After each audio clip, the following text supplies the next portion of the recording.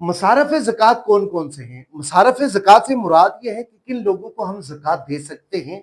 तो कुरान हकीम ने हमें 8 तरह के लोगों को बताया है कि हम इन 8 लोगों को ज़कात दे सकते हैं। इसके अलावा हम किसी को भी इल्ला के मस्जिद के अंदर भी ज़कात नहीं दे सकते।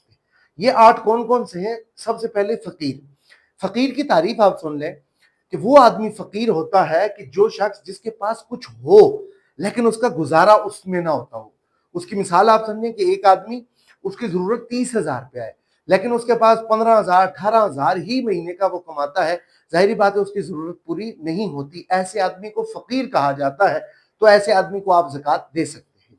दूसरे नंबर पर मिस्कीन। मिस्कीन किसको कहा जाता है?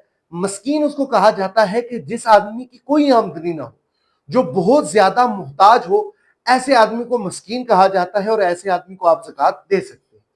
उसके बाद जो तीसरा है वो है आमिलीन ज़कात। आमिलीन ज़कात से मुराद जो लोग ज़कात जमा करने पर मामूर हुआ करते थे उस दौर के अंदर, उन लोगों को भी आप ज़कात दे सकते हैं। इसी तरीके से चौथे नंबर पर है मुअल्लिफ़तिल क़ुलूब। मुअल्लिफ़तिल क़ुलूब का मतलब है कि वो लोग जिनके दिल जो है वो इस्लाम की तरफ माइल है, आप उनको क्या कर सकते हैं? ज़कात दे सकते हैं। इसी तरीके से ये जो टर्म है आजकल नहीं है कि गुलाम आजाद करना, कि किसी शख्स को किसी की गुलामी से निजात, अगर आपके पास ज़कात है तो आप उन ज़कात के पैसों से उसको छुड़ा सकते हैं, लेकिन आजकल ये वाली टर्म जो है वो मौजूद नहीं है। इसके अलावा छठी जो चीज है वो है मकरूज।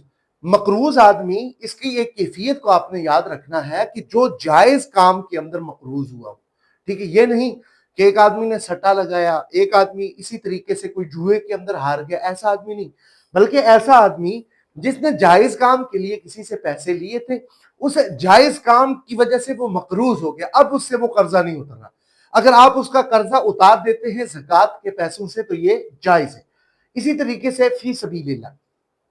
फी सबीलिल्लाह से ये मुराद है कि अल्लाह के रास्ते के अंदर जो लोग काम करते हैं, जिस तरह इसकी आजकल दो ही मिसालें हैं, एक जो दीनी काम कर रहा है और इसी तरीके से जो रिफाई काम कर रहा है। ये जितने भी लोग हैं ये फी सबीलिल्लाह अल्लाह के रास्ते के अंदर आएंगे।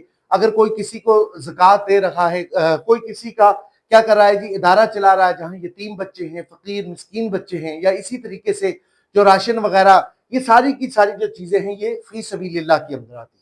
और जो आखिरी जो टर्म है आठवीं, वो है इब्न सबील।